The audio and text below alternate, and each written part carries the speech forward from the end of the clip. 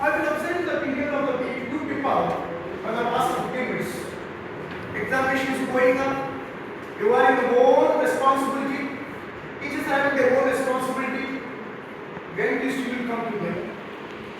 Exclusively, in a profession like teaching, the important aspect is both the students' fraternity and the faculty fraternity have to travel in a single track.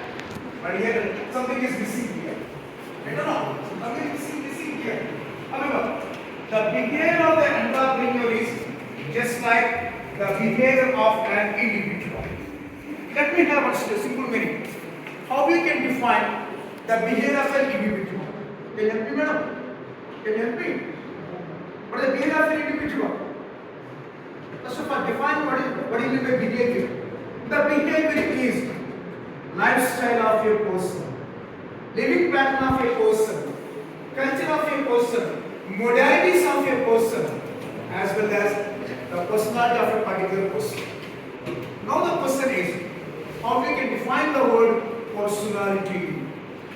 Simply we need to say, I am 6 feet height, sir. Very good. 70 kg weight, sir. Very, very good. White complexion, sir. Too good. But it's never called as a personality. Personality is the combination of two important dynamics.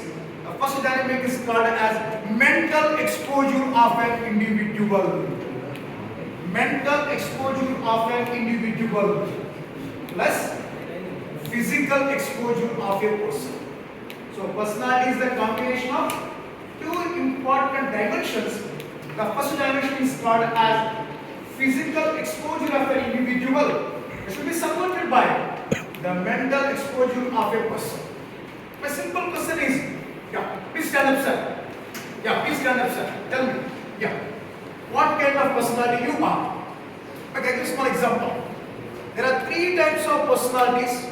The first personality is known as aggressive personality. The second one is known as